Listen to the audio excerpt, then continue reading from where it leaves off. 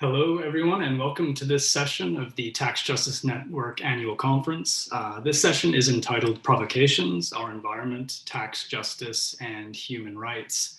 My name is Sandy Hager, and I'm going to be moderating this session. I'm a political economist at City University of London, and I'm also the co-director of the City Political Economy Research Centre, which is a co-sponsor for this event. Now, in this session, we're going to be dealing with a number of very important issues, and the panelists are going to be exploring a number of climate-related policy areas through the lenses of both human rights and tax justice. And what we're going to hear from our panelists are new policy ideas that challenge the status quo and ask thought-provoking questions regarding the radical and ambitious changes that are going to be needed to shift the planet to a sustainable future trajectory. So just to get us started, I'm going to briefly introduce our three panelists for you. First of all, we have Anders Stahlbeck, who is a global tax policy and programs manager at Action Aid Denmark. Next, we have Foto Papa, who's an LLM student in international human rights law at the University of Groningen in the Netherlands, and also a practicing lawyer as far as I know. And finally, we have Madhumitha Hanari, who's a senior sustainability strategist for the Forum for the Future.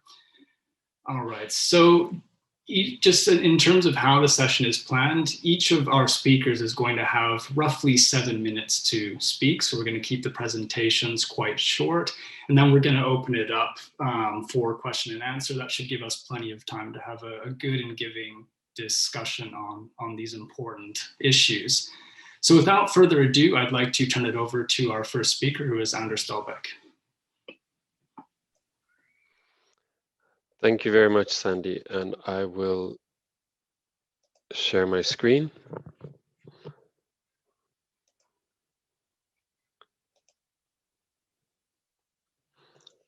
Great, I hope everyone can see the screen now. Perfect, thank you. So, as Sandy said, my name is Anders Stahlbeck, and I am the Global Tax Policy and Program Manager at Action Aid Denmark. So just very briefly about Action Aid. For those of you who don't know us, we are a global federation working for a world free from poverty and injustice, and we are headquartered in Johannesburg. And we have members in around 45 countries around the world, primarily in Asia and Sub-Saharan Africa.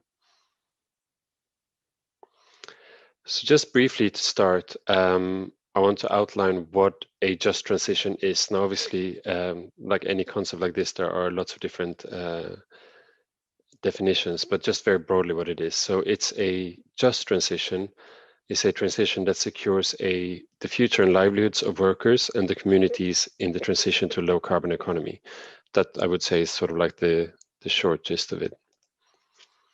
It promotes social justice by addressing inequalities within but also between countries, and this will become very important when we look at taxation options later. A just transition does not place the burden of the transition on the global south, which has been much less instrumental in creating the climate crisis than the global north. It's important also to highlight that a just transition defines what a new system will look like, but it also defines how that transformation is carried out. So it is inclusive, participatory, and so on. In the interest of time, I won't expand on that now, but we can talk about it later in the discussion if anyone is interested. And just to let you know that the ILO, they published guidelines for a just transition already in 2015, so it's certainly not a new concept. So looking quickly then at the role of tax in a just transition. Well, obviously we have the R's. I have 3 of them represented here, one of them missing, but never mind. So it's about repricing, so looking at fiscal means to incentivize companies and consumers to shift to greener technologies, products, and behavior. But it's also about raising revenues. So for example, targeted taxes on carbon emissions and on wealth, and we'll get back to the issue of wealth, which has been accumulated on the back of historic emissions, can raise revenue, and that can then be spent on making the necessary investments for a just transition. But it's also about redistribution. about redistributing resources within and between countries from those who have been most responsible for creating greenhouse gas emissions towards those who are most likely to feel the impact of climate change. So when we look at tax interventions for a just transition, there are certain key considerations we need to keep in mind. One of them is that such interventions must not disproportionately impact people living in poverty, for example, through increased cost of living for the poorest. So when these measures are designed, they should not be designed in such a way that increases, for example, consumer goods that are primarily consumed by lower and low middle income households. Tax interventions that affect job security negatively. So for example, if we are going to do the transition, we are going to have to move away from fossil fuel extraction. The ways of doing agriculture are going to have to change. And therefore there will be job losses in these industries, or at least changes to the way that these industries look. And so any of those interventions that affect job security negatively in those industries must be accompanied by measures that, for example, are targeted at the affected communities. If you're looking at extractive industries, it could be very much towards the local communities where extraction takes place, where maybe that's the main employer. A lot of people become unemployed as a result of the transition, and investment must happen, for example, in local infrastructure, job creating investments, and so on. Governments must also provide social protection for affected communities. So that can involve unemployment benefits, retraining to make sure that people are ready to transition into new jobs, making sure that there is relevant healthcare coverage, particularly in countries where healthcare insurance is dependent on having a job. So digging a little bit deeper into the redistribution and investments aspects of things. So we've already talked about supporting fossil fuel workers and their communities with revenue raised with targeted taxes on carbon emissions. We must also invest in low carbon alternatives, not only for the transition, but also to make low carbon alternatives affordable for people on low and low middle incomes. Investing, of course, in health education and protection and social protection, not only for as a matter of reducing inequality, but also to preparing communities for a transition into new jobs. But also we must look at international redistribution, and we'll get back to that shortly. So I'm not going to have time here to really go through all the taxes that we could consider in detail, but just to give a very brief overview. Obviously, one tool that we have are carbon taxes, and some examples are climate damage taxes. So taxes levied on the extraction of, for example, fossil fuels, gas, coal, that could be put into an international solidarity fund. So extracted at national level, but put in an international fund, which would then be redistributed to deal or to help rather finance mitigation and adaptation to climate changes. We can have a border carbon adjustment tax, which for those of you who are more familiar with the EU context is usually referred to as the CBAM. This is very much about whether if you have some sort of carbon tax in one country, you don't want to end up in a situation where you have a good carbon tax, which raises the price of carbon intensive industries in one country, but then you can import from another country which doesn't have those taxes, and that would be a cheaper alternative. So you would have a border carbon adjustment tax to make sure that these that tax is also levied on imports that haven't already been taxed. And then you can have for example, a luxury carbon tax. So this is a particular tax on luxury items with high carbon emissions. We're talking about first class travel, yachts, this type of thing. Now, obviously, these have very different revenue potentials, but I don't really have time here to go into the detail about those. Relevant in this context are also wealth taxes, and this might be less instinctive or intuitive for some people. And the reason why these come into play when we're talking about the just transition are because much of accumulated wealth in the world today is linked to historical emissions. Since the Industrial Revolution, more economic activity has usually meant more emissions. And so linking wealth taxes to addressing climate change ensures that those who have benefited from historical emissions pay more for the transition.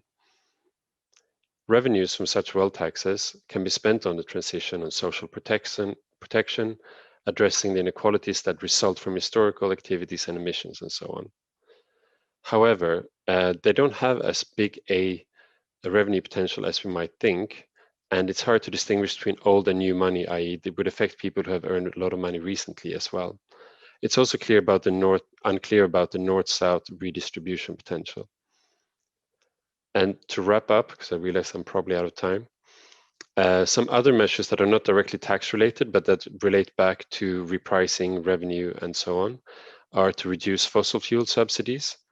This would obviously reprice the cost of fossil fuels, and would also raise more, or rather save revenue for the state. But we here need to look at upstream, looking at the extraction versus downstream taxes for consumers. Emission trading schemes. We also need to look at pricing other greenhouse gases beyond carbon.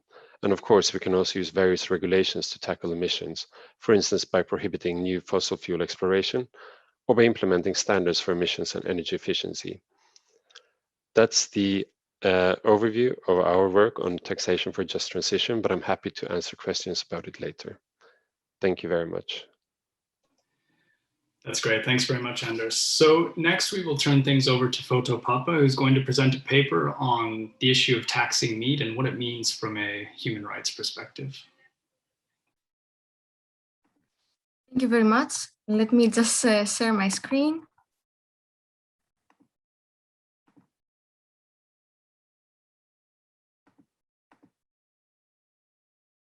And yes, I will be talking about the meat tax from a human rights perspective. And I will be trying to look into a very topical issue. You may have seen this on the news. It's one of the measures that have been suggested. It's actually linked to what Anders was presenting about a transition to an economy which is climate friendly, because meat is one of the main products that cause greenhouse gas emissions. Its production is very dangerous for our planet.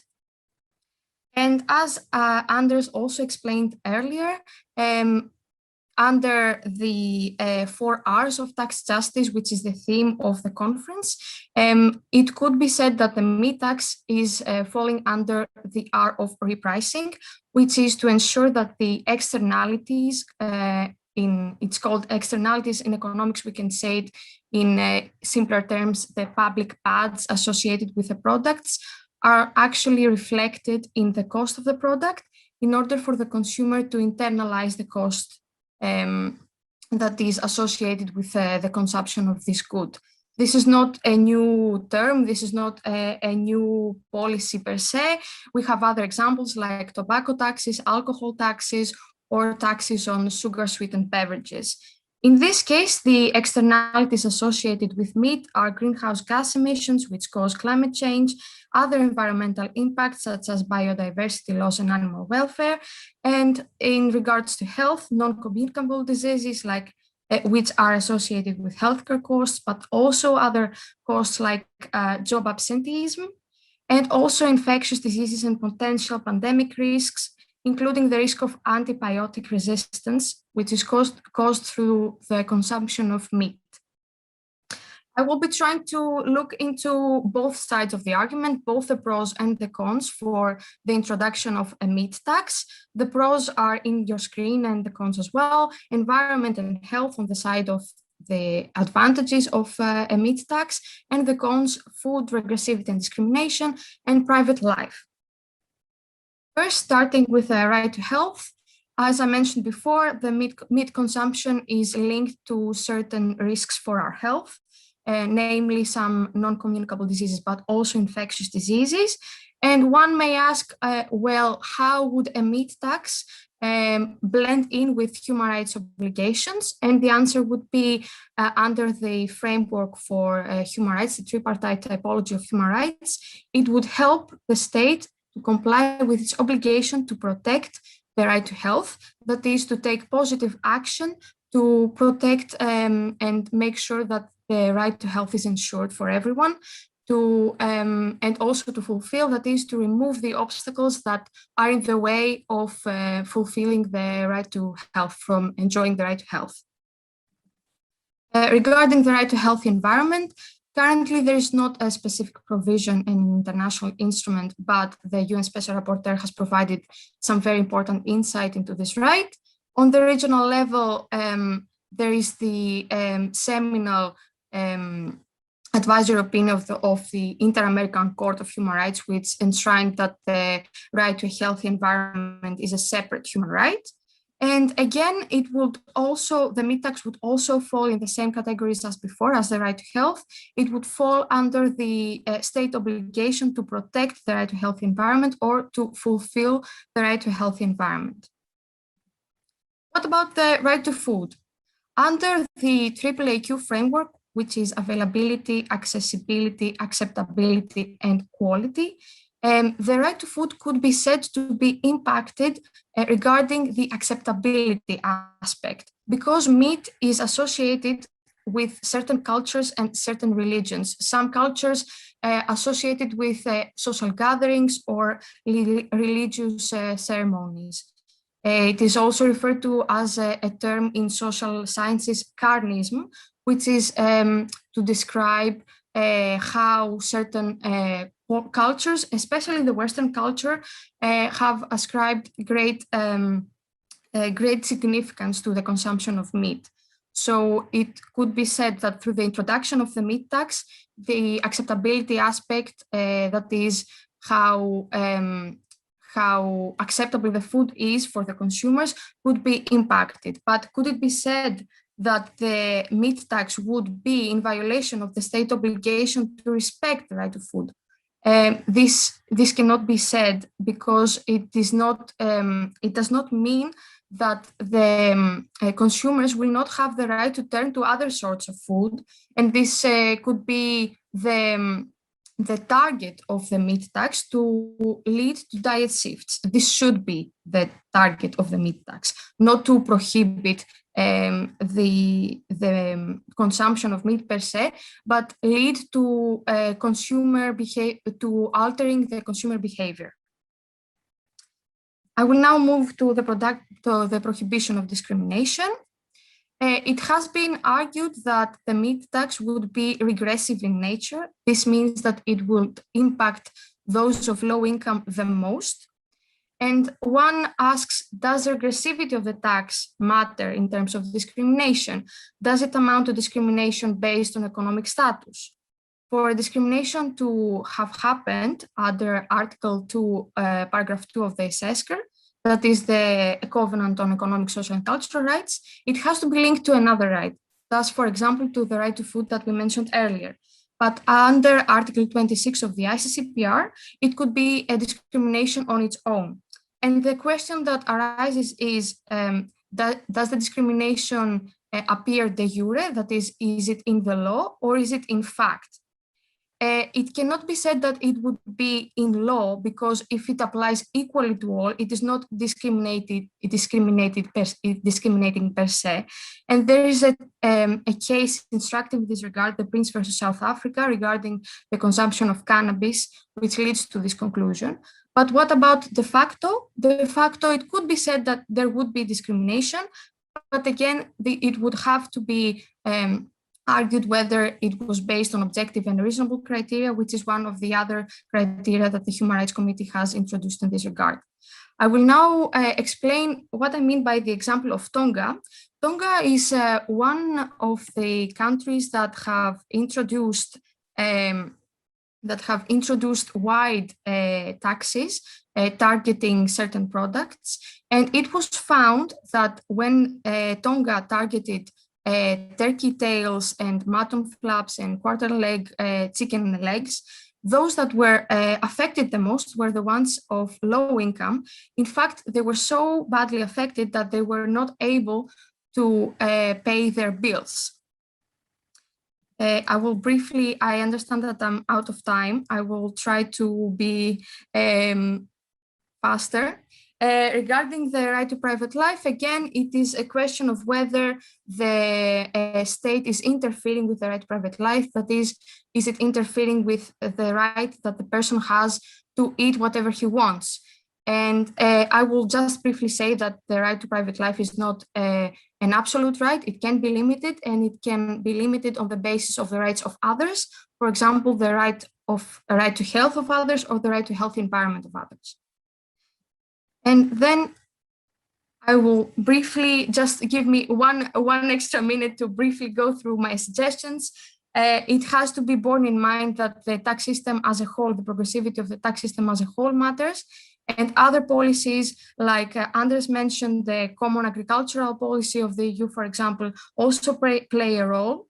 And there should be some measures in place to offset the regressivity of the tax, for example, via subsidies for fruits and vegetables or earmarking the revenue for specific goals. And finally, the states should proceed to a human rights impact assessment in order to assess the impact the tax will have on human rights, to prevent the violations and decide the most appropriate measures for the most vulnerable. Sorry for going over time. Thank you very much.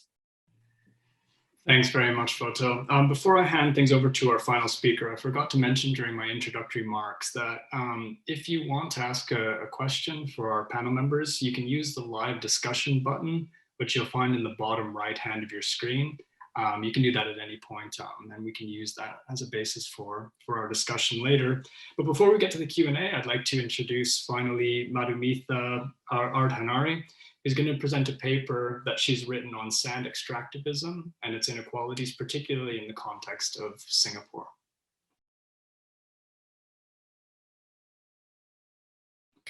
Thank you, Sandy. And thank you so much, Anders and Foto, for your presentations. Let me just share my full screen. There we go. All right. So my name is Madhu. I work at an environmental sustainability organization called Forum for the Future, and we advise businesses and organizations on complex sustainability challenges. And part of my research in the last year and a half has been about the sand trade. So Anders started talking about a just transition from coal, and Foto was talking about meat. And this is an issue that is not as well known as the other two. So a lot of my presentation would be about laying down the challenge of what it is and why it is that current taxation models or costing models are not particularly effective. So the way the sand supply chain works is sand is dredged from different parts of the world, often from the oceans or rivers, after which it's transported in boats to where it's used for different reasons. And in the context of Singapore, what it's brought to is to extend land for land reclamation so that our country becomes bigger. So sand, the reason why it is such a massive topic is it's a big topic that very few people talk about. It's the world's most mined solid aggregate material. It's used for, if you're in a room, no matter what you're touching, you're probably at least 5 or 6 things that have sand in it. So sand goes into concrete production, so your buildings have it. Glass requires sand for glass fabrication, as does everyday objects like toothpaste, your handphone screens, a mug that you drink from. Everything has sand in it. A lot of things have sand in it. And unlike coal and oil and gas, or meat for that matter, there are no commercially viable mainstream alternatives in terms of plant-based alternatives or renewables. So currently, a lot of material scientists are figuring out what are possible alternatives that might be there, but there is nothing that's as cheap or environmentally or economically viable, also technologically viable as sand. And the reason why it's particularly important for me as a Singaporean is that my country is the world's biggest importer of sand. And because we've exhausted our own natural resources in this area and want to grow aggressively in terms of our landmass, we get our sand from other parts of Southeast Asia, such as Cambodia, Vietnam, Myanmar, and other parts. And these countries have experienced immense environmental and social impacts in terms of human rights violations as well. And I will talk through what those impacts are. But the part of the problem is because it's tied to land security, very few people know about the trade and very few people talk about it. If you are a Singaporean and want to get more information about sand use, you can go to a sand stockpile site, but it's heavily guarded. Any trade data it's often not available to the average citizen. So what then happens is that a lot of the impacts go unnoticed to the world at large and outside of sand supplying communities, which tend to be quite remote from their from the capital cities. So issues like countries that are sending their sand often don't understand that There are massive impacts in terms of new climate vulnerabilities. Dredging means there is a lot of turbidity that's caused, resulting in pollution. And most importantly, upstream and downstream of rivers, you have massive amounts of flooding as well as droughts, which means that communities are impacted without fully understanding that it's something that was extracted at one point of the river has all these wider impacts that are not properly understood. And most importantly, there is also this loss of heritage and memory. People talking about how there used to be a beach in our backyard, and it's been one day that was there, and then the next day it was gone without prior informed consent. So a lot of, in these ways, this trade, not just caused by Singapore, happening all around the world, but having a massive kind of input into Singapore, has violations of human rights as well as environmental rights. And in terms of costing, one of the problems around this issue is that as countries have banned their trade to sand to Singapore, the costs have sort of risen but have plateaued, in that there are very important reasons for keeping the costs as it is. Countries want to keep building back better, particularly with post-COVID, and it's considered as dirt. A lot of countries don't quite see it as important for them. They think it's just dirt, it's just sediment. What is the point of it? We can take it and then make economic, we can be positively impacted in terms of growing our economy. What's the point of losing it? So the costs are not properly understood. And in a country like Singapore, sand is gold. Any way that it can be taken, it's stockpiled. Anytime the costs go down, it's brought down. And as you can see here, I've put up a picture of Alibaba's website. You can find sand pretty easily, and they want to keep it as such. The easier it is to get it, the better it is for infrastructure growing, building land, all these different things. So land that's taken from one country is then remade into land in Singapore. And one of the problems of that is that because it's a transboundary issue, there is a lot of illegality in the supply chain. Lots of local governments have what we understand to be corruption and licensing issues, which means that in terms of having any form of alternative taxation models, the fact that it's challenging growth and ready economic growth means that it's often unconsidered. There are things like the sand extraction allowances trading scheme, which looks for both monitoring the kind of sand use as well as reducing and increasing the cost. But the extremely cheap cost of sand right now means that all the costing is actually more about the transportation of the material than the actual material itself. So the reason why I've raised these things is to say taxation is an important mechanism that needs to be considered here. There are critical challenges to implementing it, and it needs to go further into inquiring about growth and how unhealthy current growth models are in resource extraction and environmental exploitation and the impacts that it causes. So that's me. Thank you so much. Thanks so much, Madhu. With 20 seconds to spare, so that's very, very impressive in terms of timing and also presentation. All right, so that gives us plenty of time for what should be a very lively discussion of these three presentations. Just to remind you, if you do want to ask a question, you can use the live discussion button in the bottom right hand of your screen if you'd like to participate. I do see a couple of questions that have come in already, but I'd like to use my position as chair just to ask a question that I think applies to all of the presenters, maybe just to kickstart our discussion. And I can see like a lot of coherence across these presentations and across the papers. And one theme that keeps on reoccurring is this idea of a just transition and how to achieve it. And I think, you know, people attending a conference like this will be on board for most of the things that you're proposing. And I don't want to inject sort of immediately pessimism into the discussion, but I wonder if we could start with some more elaboration of what might be the political obstacles to achieving this just transition, whether it's in terms of, you know, an energy transition away from meat and away from dangerous extractivism in the form of sand. So I'll just open the floor maybe to that question. What would you say is the main political obstacles? If anyone wants to take it on. I can try. I think the tax is always an unpopular thing to talk about. Like in society, when someone talks about the introduction of a new tax, everyone's against it. And especially for the meat tax, it's one of those taxes that will cause upheaval, like people will be against it. And this is one of the reasons why politicians don't want to introduce this kind of tax. They know that it will not be popular.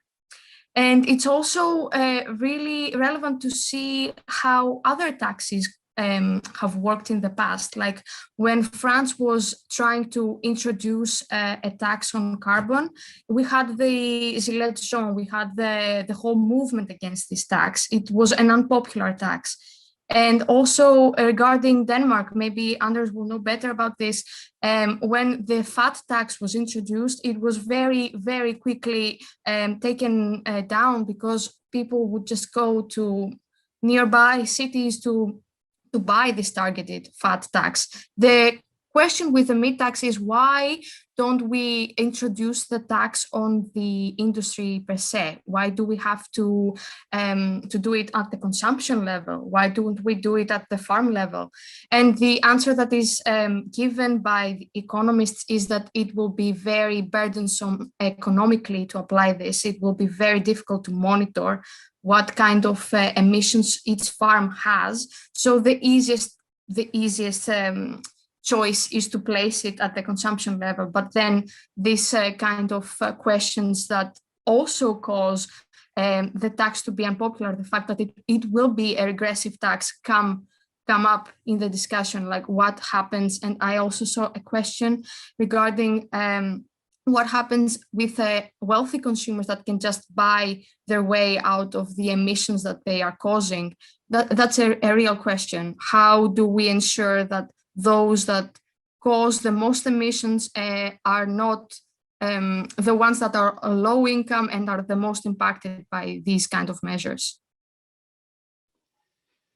Thanks, Papa. Does anyone else want to jump in, maybe Madhu, on this issue of political obstacles? Thanks, Poto. I think the two things that come to me as critical is just something that one of the questions captures. One around awareness and lack of awareness of certain commodities. I think the thing about meat and coal, at least, is people sort of understand that these are bad for the environment or bad for business or bad for different things. Not all forms of extraction are known. And if we individually, I've had a long conversation with a colleague of, if we individually tax everything that's bad, we're going to burn someone's pocket miserably. So that's something about what is reasonable. And then how do you, something about the malaise of the current extraction model needs to be taxed at a much higher level than at individual commodities, being one question. The other, so that is almost a logistical constraint as combined with the awareness problem. But the sort of wider problem that I see is that the current incentives or current narratives around how change happens or what is a good life is we're growing significantly, that we're continuing to extract. So the current models in which what is politically savvy to present as a good life that you're selling is very much in opposition to what is an environmentally and socially just world. So I think that whatever, I mean, I might be cynical in saying this, but a lot of the tax policy instruments are not taken seriously because they go against deeper need for growth, to provide a life that is known to be good. So I think those are, in my perspective, the biggest barriers that we're facing politically. Thank you, and Anders as well. Yeah, just briefly, I mean, I think, Foto, you very much touched upon the fact that taxes are unpopular.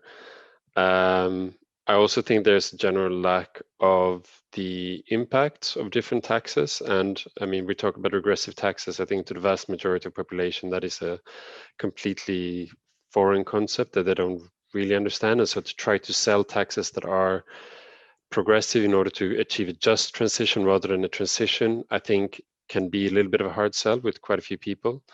And politicians are not famous for trying to sell hard concepts. They want easy concepts and quick votes, which is why I think there is also another, I mean, you're talking about sort of political obstacles. The proposals that we have for taxation for just transition are quite sort of interventionist, talking about raising more revenue and then spending it on these communities and so on. And again, that requires that mind shift away from just the state backing away from everything and letting things just happen, which again can be politically difficult sell in many contexts, with depending on obviously who the governments are. And finally, also let's just acknowledge sort of corporate capture of political debates. I mean, in the case that I've talked about, mainly about companies in fossil fuel extraction or coal extractions. I mean, these are companies that spend billions and billions and billions each year just on lobbying to make sure that they have a framework that works for them. And that's not going to go away, unfortunately. So those would be some of the political obstacles that I would identify. Thanks, Anders. So we've got some questions coming into the chat right now, and I wanted to pick up on this question from Liz Nelson. It's for Madhu, but I think every speaker could potentially talk about it because it deals with the issue of growth. And I know growth also came up in Photo's paper. I'm sure Anders has something to say about it as well. So at least as it's framed for Madhu, Liz asks, your opening comments suggest that the lack of alternatives to sand means that growth is an inevitability. This is obviously a big question, but she's wondering about your thoughts on tackling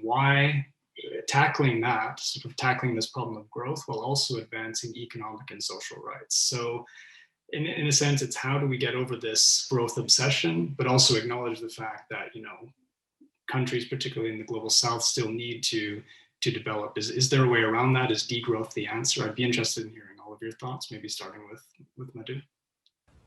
So I think the thing about growth is, if we look at models like donut economics of how do we grow in a way that's growth agnostic, but acknowledges what needs to grow and what needs to degrow. I am not a degrowther myself. But I am growth agnostic, similar to Kate Rayworth. And the reasoning for that is that, well, there are places in the world that are very behind on in terms of their social development, as well as environmentally quite far out of their targets. So I think a healthy world needs to have some form of an assessment of where countries are, which is what donor economics does to an extent, of where we are in terms of having a healthy social and environmental life. And I think the right to economic justice is particularly important. Even countries that are gaining from any form of extraction or capitalist growth have winners and losers within. So I think that what is quite critical is to understand for countries to have a vision of what that looks like outside, and not necessarily outside of, but not centered on growth itself, but seeing growth as one of many forms of environmental and social and economic health. I think that is something that's needed, and we're not at that stage. Great. Does anyone else want to address this question of growth? And because I know, Photo, it came up in your paper. I don't know if you wanted to discuss it as well, and whether there's any way to overcome this sort of emphasis on growth, or whether we're sort of stuck with it. Yeah, I think the question from a human rights perspective would be when considering certain policies that we know that they will have an effect on human rights. I didn't have enough time to mention this, but states should be more open to the concept of a human rights impact assessment, not a regulatory impact assessment, which is commonly done by most states to see what the pros and cons of a policy are in general, but in effect, what are the impacts this measure will have on the enjoyment of human rights. This was a concept that was introduced in other policies, like trade policies in the past, and it was also mentioned by the Human Rights Council in 2019 for economic reforms. So I don't see how economic reforms might be different from just a new tax. Why don't states want to assess what the impact will be beforehand, so that they know what will happen after they introduce the tax? So one of the measures would be the introduction of this kind of assessment. And then I think we are going back to the 4 R's. Does the tax have a redistributive effect? Does it only raise revenue that will be used possibly for the enjoyment of human rights, or does it actually redistributed in the society? If it's not going to be redistributive, for example, like I mentioned, the revenue can be earmarked from the meat tax for certain policies, for example, healthcare policies. If this is not done, then there's no trust in this tax. There's no will by the consumers and the citizens to comply with this measure. They will revolt. They will say that they are against it. And this also came up in the study that I mentioned about Tonga. The people of Tonga were saying, we don't know where our money goes. We don't know what happens with our money. If the state is very clear about its intention to use this kind of money, the revenue from the tax, for a specific goal, then the consumers and the citizens will be much more likely to stand behind it. Interesting. Anders, I'm wondering if you had something to say about growth as well, because I can think of, perhaps in the global south, when people hear about this idea of a just transition, one of the worries might be precisely that it impacts growth and development, particularly if those countries are reliant on fossil fuels in their economies. So I'm wondering how that might factor into the work you're doing at ActionAid. Yeah, definitely. And first of all, just say that I don't have the most sophisticated views on growth. I know that a lot of people have a lot of expertise on alternative measurement of to GDP, on economic health and so on. But I think what we need to look at broadly is that when we look at growth, we often think of sort of GDP growth, and then we think of an economy as if it was one big homogeneous body. But obviously parts of an economy can shrink and other ones can grow, and the aggregate effect can be shrinking, but certain bits of the economy grow. And so I think that's kind of what we're looking at in a just transition. We're not looking at it as some sort of regression. It's very much progression, but not necessarily progression that can be measured in terms of overall aggregate GDP growth. But so that kind of addresses that point partially, that it is growth, it is providing employment, it is providing progress, but not necessarily in a way that can be measured through an ever-increasing GDP. I think definitely in our work, we are looking at how to ensure that countries in the global south are not disproportionately affected by this, particularly because they have not always had as much time either to develop alternative energy sources, but also some of them are very reliant on high carbon, so first of all, fossil fuel extraction, but also high carbon intensive industries.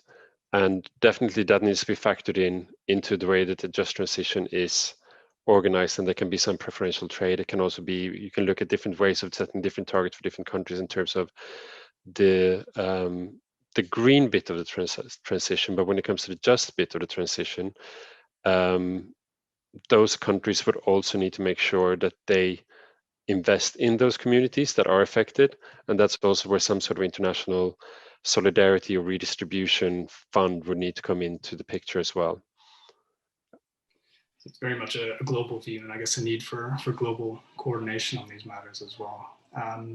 So I've got a question here in the chat from Alison Hosey, who's wondering, and this is for all the speakers, what would be the benefits for tax justice that would come from establishing some sort of standalone right to a healthy environment using international instruments? So, is that the answer? Maybe thinking about establishing some standalone right to a healthy environment. What do people think about that?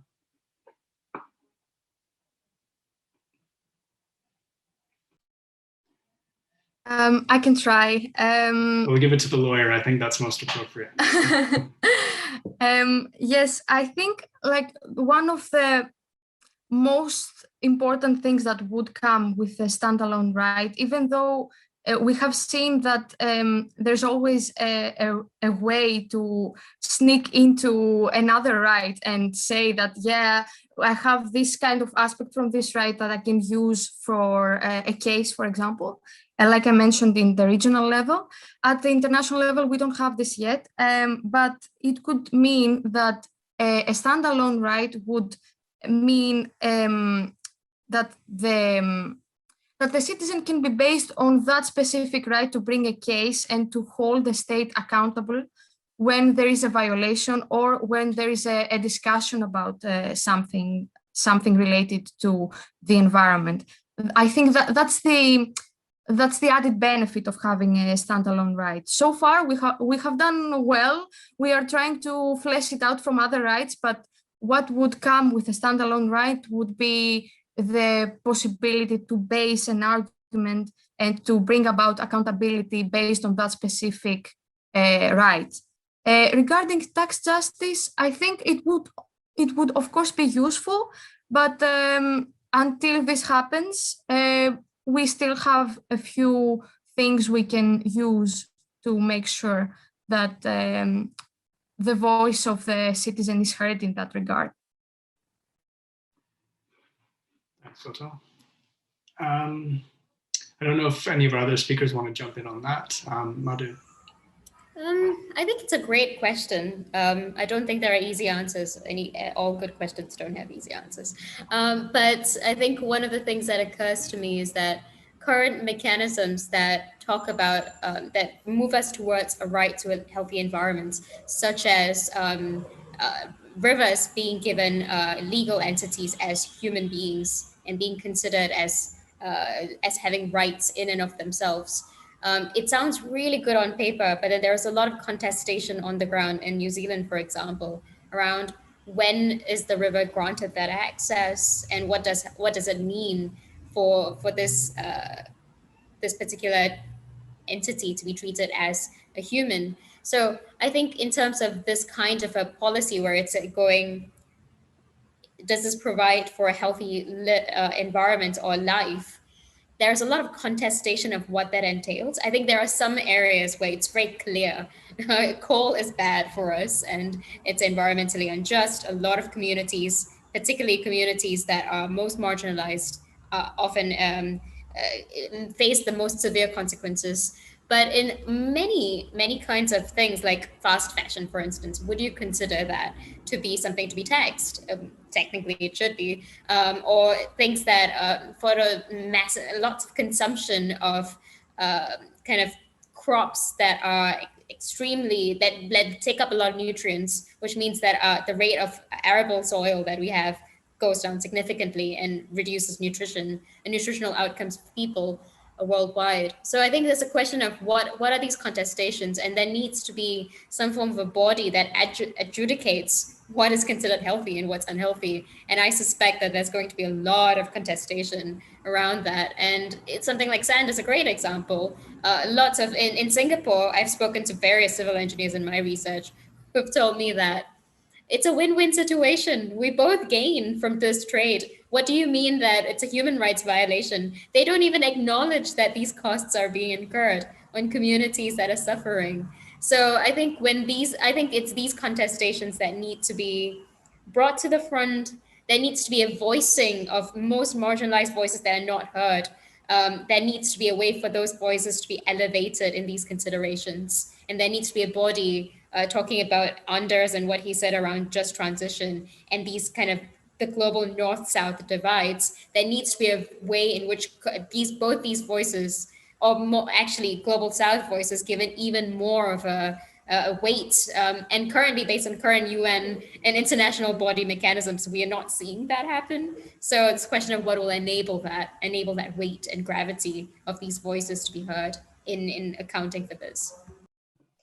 I think that's a good point. When we think of healthy, it's not always clear cut. There's a lot of ambiguity and contestation. And I think that came out in Foto's paper as well. We've got a lot of evidence about the harmful health impacts of red meat, but then some people will counteract and say that it can be part of a nutritious diet. And so it's, whenever you have these ambiguities, it's always open to a lot of controversy. I've got a question here that's specifically for Anders. The other speakers can feel free to respond as well, but let's just see where it is. Seem to have lost it now. Oh no, this one's from Liz as well. So this is about the question of debt. We know that for many countries right now, indebtedness is cheap because of low interest rates. Should that be considered over, borrowing to sort of achieve a just transition? Should that be favored over trying to reprogram tax, or should we try to maybe combine borrowing and taxation? What are your thoughts on the use of debt for trying to achieve a just transition? Thanks for that question. I'll answer that. I'll just give one very short sentence on the last question from Alison as well.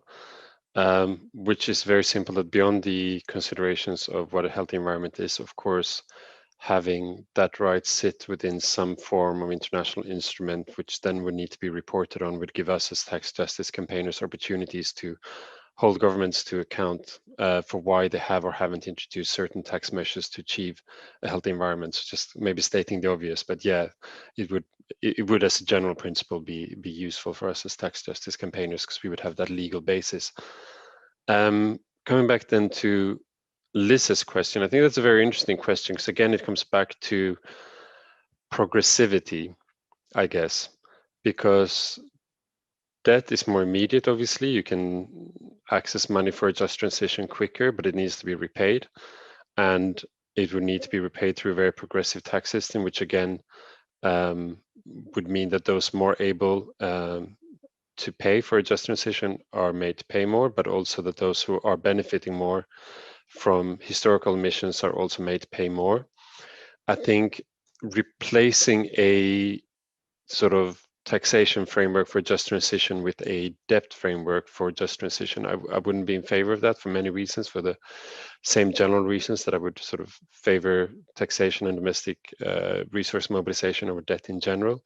I definitely think there can be a combination of the two, but I do think that the sort of progressivity of how that debt is then repaid would need to be considered, because otherwise there's a risk that the costs of the transition are kind of transferred to the entire population, when the taxation measures that we are proposing really are trying to be as specific as possible and trying to target those who have benefited from historical emissions. I hope that answered Liz's question. I hope that's what you were sort of getting to. Thanks, Anders. So I've got, quite a few questions. I hope we can get to most of them before we run out of time. There's a question here from Robert Palmer that Photo kind of addressed, but I think it's an important one that maybe all panelists would like to speak to. This is the really sticky political question. So how do you avoid designing taxes on carbon consumption, whether this is for meat or carbon or for air travel, maybe even possibly for sand, that simply allow the richest to buy their way out of reducing their emissions? So how do you design a tax system where we don't just allow the rich to buy their way out of it? How do you make it sort of effective and progressive at the same time? Does anyone want to speak to that question? I mean, I can try to start. I think the sort of repricing option works best when there are alternatives, and I think that's what Madhu was getting to in her presentation as well with sand, because you don't really have those. So you need to. That also shows the need, where possible, to complement tax measures with regulatory measures. And I'm sure on the particular issue of sand, Madhu can get back on that. I think in general it is quite hard, because if you're talking particularly about taxing things like luxury goods, which I mentioned before, like how do you stop rich people from just continuing living as they did before and just paying a little bit more for it? I think the key here is to try to tackle not just consumer behavior, but to really tackle, as I said before, sort of upstream activities that make sure that it actually becomes unattractive to explore fossil fuels and to extract coal and so on, and to really try to sort of stop the carbon emissions at its source in a way. Apart from that, I think there's a certain inevitability that when you tax things at sort of consumer goods or things that can be purchased, you can to a certain extent buy your way out of it in the short term, but hopefully repricing will create incentives for alternatives. And if nothing else, it raises revenue that can be spent on a just transition. But I think Robert has a great point that, and that's why it's so important that we look at the total mix of taxes for the just transition. So it's not just about consumption, it's about looking at sort of production as well, maybe, and the role that might play in tax. Yeah, about making extraction and production basically unattractive to invest in if these are high carbon emitting activities. I think what's really interesting around the regulatory place, I think that's a really important point. Something like sand is on the production side. It's basically going into something that's seen to be socially and economically just in building infrastructure for countries around the world. And I think one of the statistics is that China has used more sand in 3 years between 2011 and 2013 than all of the United States in all of the 20th century. So 3 years versus 100 years. So it's just countries around the world, developing countries in the global south and other parts of the world are using sand as part of their development plans.